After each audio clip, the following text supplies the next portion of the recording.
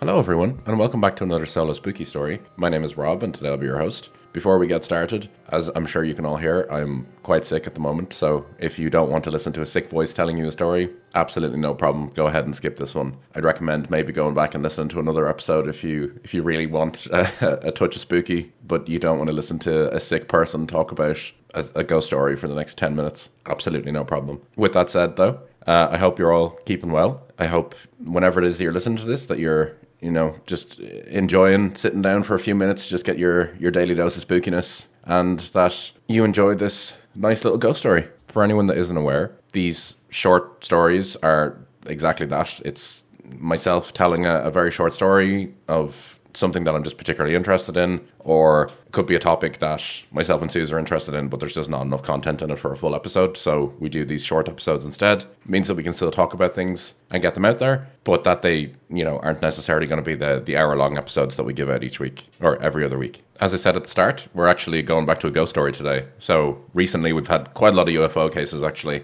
including from Suze, actually, which is surprising. Suze isn't usually the UFO person. As you all know, I'm a resident UFO nut, but I thought it would be nice to go back, look at a ghost story, because let's be honest, you can't beat a good ghost story. So today's story, as you'll have seen from the title, we are looking at Ballygally Castle Hotel in Antrim, which is in the north of Ireland, for our non-Irish listeners. And the cool thing about this hotel is that the castle itself, it's been around for quite a while. It's a few hundred years old, which, immediately you're going to get something spooky going on there, especially in Ireland.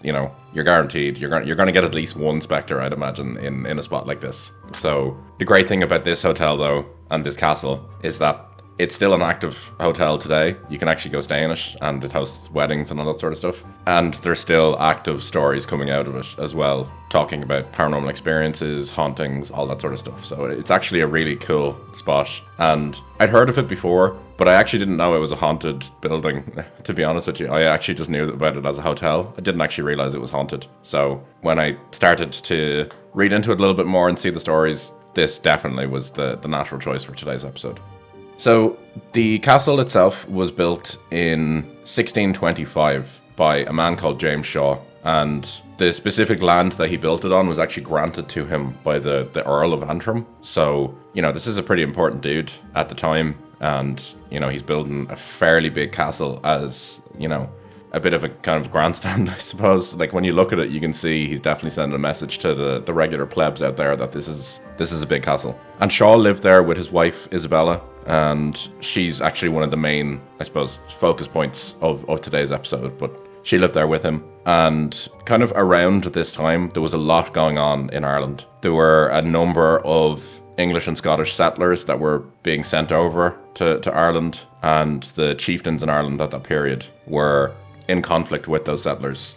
They were fighting them off, basically trying to prevent them from settling in the north. I'm not getting in any way more into the nuances of Irish history there, because I will inevitably offend someone by saying something else. So that's the Spark Notes version of what it was. But the castle itself, it was built to effectively withstand attack, as all castles are. And the walls are allegedly 5 feet thick of pure stone, which is mad impressive. And also has the usual stereotype narrow windows that would allow for muskets actually to be fired from them, not bow and arrows. So that's pretty cool.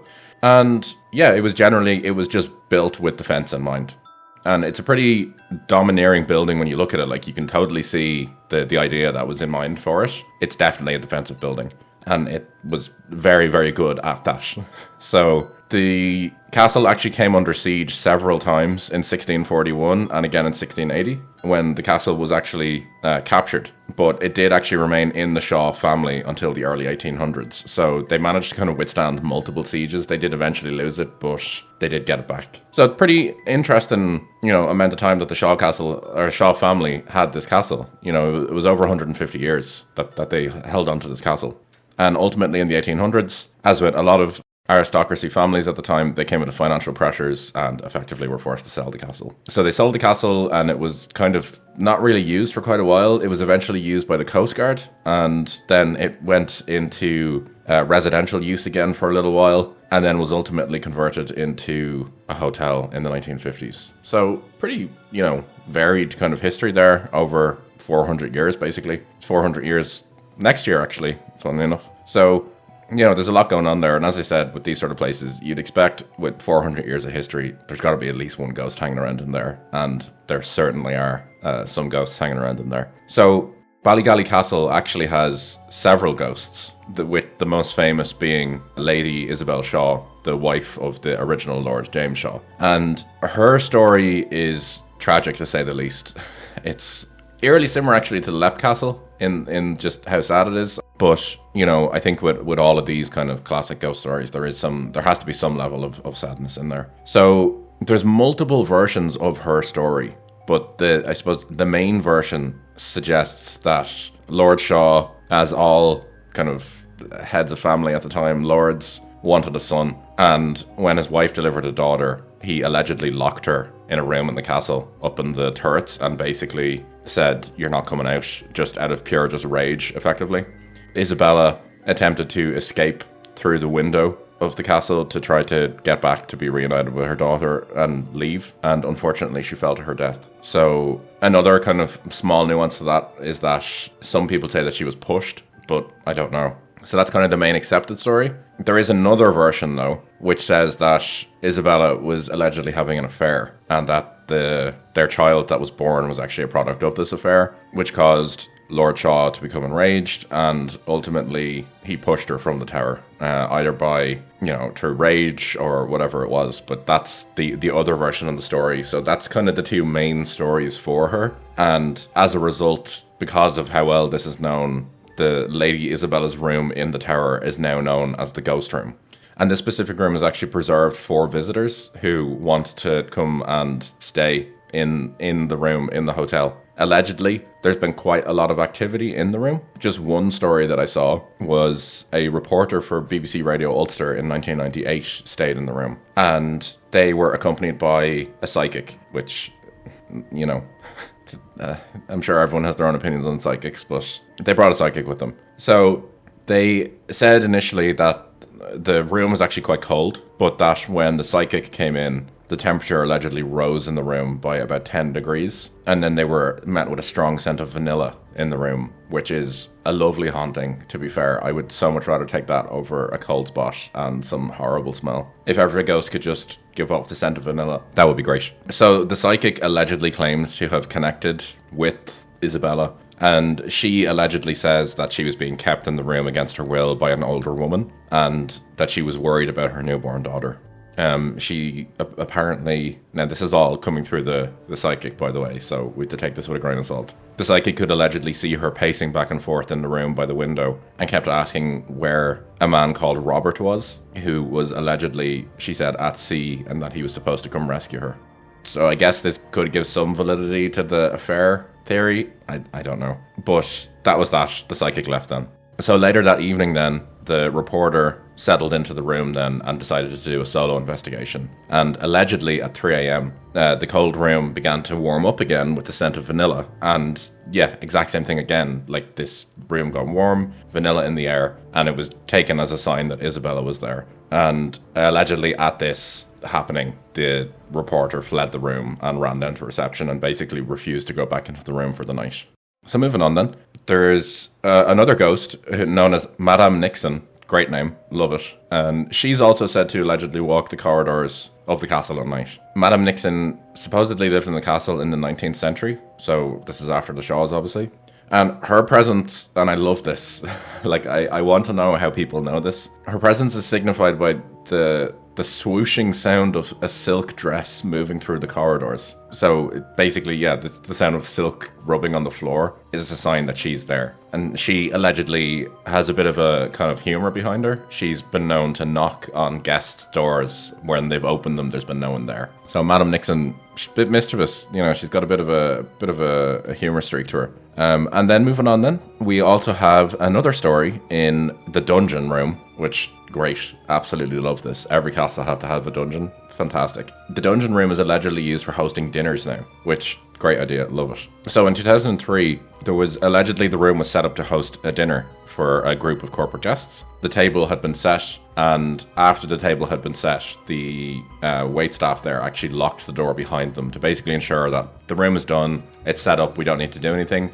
we're going to lock the door now to prevent anyone from coming in, so we just know it's done. It makes total sense, you know, if you're trying to just get the stuff done, that's the way to do it. But as I'm sure you can all see how this is going, when the waiting staff came into the room to unlock the door and set it up, they immediately noticed that there was something wrong. So the table that had previously been perfectly set was now a total mess. The glassware had been arranged in a circle on the table, and I saw it described online. Someone said there was a strange residue on each glass. I don't know what that means, but that was reported.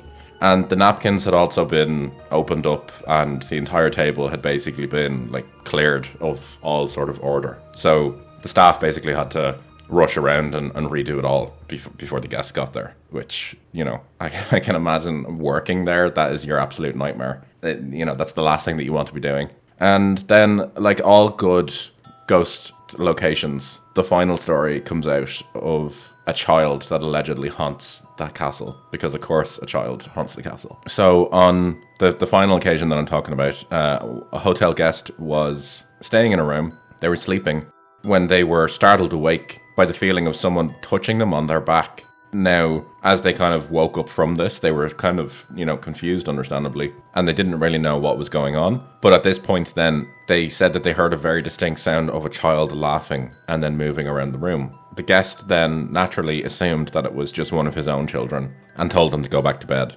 But at this point then, like, it's a classic ghost story, he remembered that his children were at home the entire time and that there was no children staying with him. So he allegedly and understandably fled the room, ran down to reception and refused to stay there for the rest of the night. Which, you know, to be fair, I totally get it. I'd be doing the same thing myself.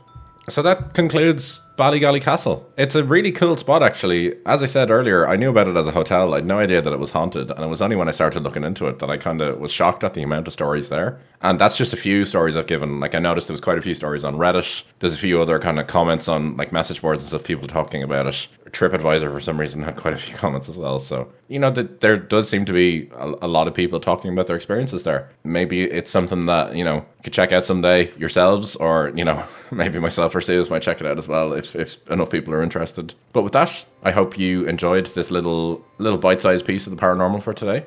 And I hope you're having a lovely day wherever it is that you're listening to this. And we'll catch you next week. Take it easy, guys.